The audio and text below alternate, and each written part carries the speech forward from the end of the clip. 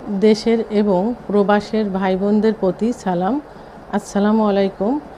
আমি প্রভাষক doctor Rikta Parvin, homeopathy এবং আয়ুর্বেদিক চিকিৎসক, চেম্বার সেবা হোমিও কমপ্লেক্স অ্যান্ড সেবা ডিজিটাল ল্যাব, উপজেলা মডেল মসজিদের পূর্ব পাশে, শিমুলিয়া, মাগুরা।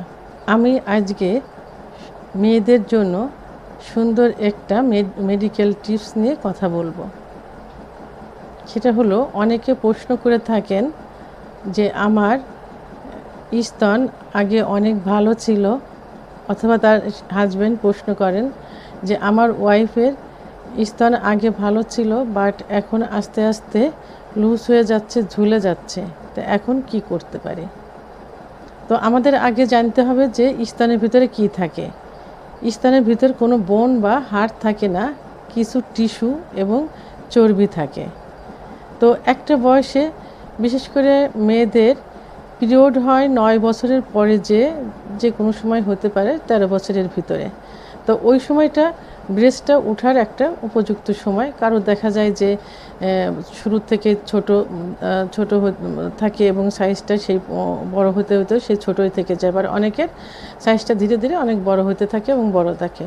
তো সাধারণত 20 বছরের পরে যে ওটা যে স্ট্রং থাকে, 20 বছরের পরে যে সেটা আস্তে আস্তে একটু সফট হতে থাকে।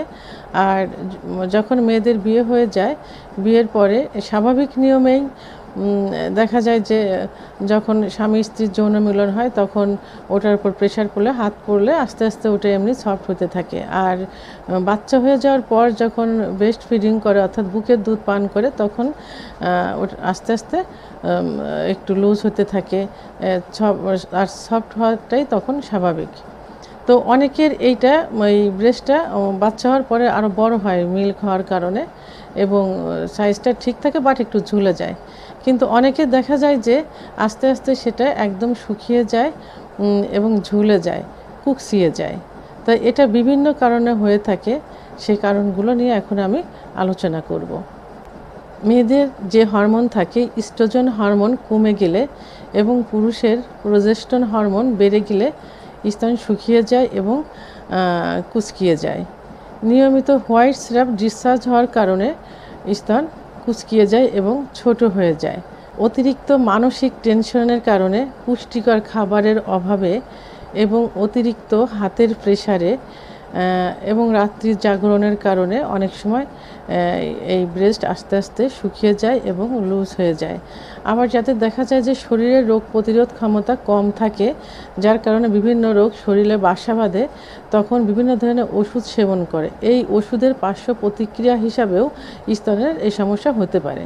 এর জন্য পার্শ্ব প্রতিক্রিয়া মুক্ত কিছু হোমিওপ্যাথি ওষুধ আছে।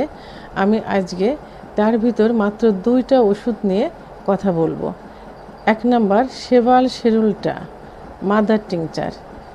এই ওষুধটি 15 ফোঁটা ঠান্ডা পানি সহ দিনে 3 বার, খাবার আধা ঘন্টা আগে অথবা আধা ঘন্টা পরে সেবন করতে হবে 1 মাস।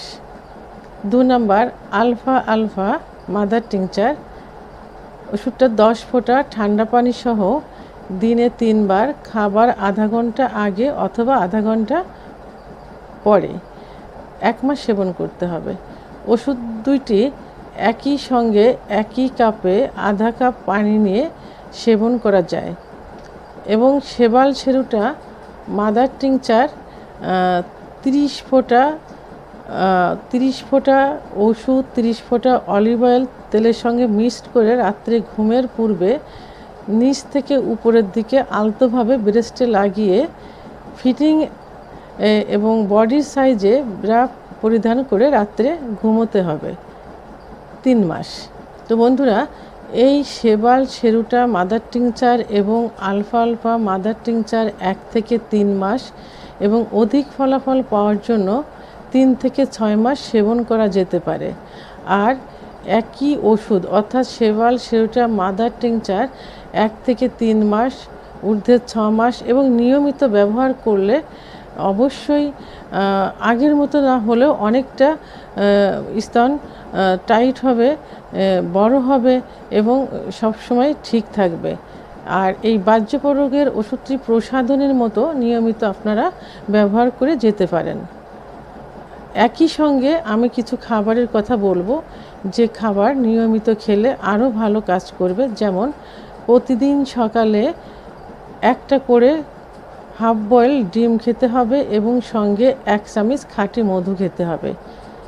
দুপুরে যে কোনো ডাউল 1 কাপ পরিমাণ খেতে হবে দুপুরে খাবারের সঙ্গে, এবং রাত্রে একই নিয়মে একটা করে ডিম এবং 1 চামচ খাঁটি মধু ঘুমের আগে খেতে হবে।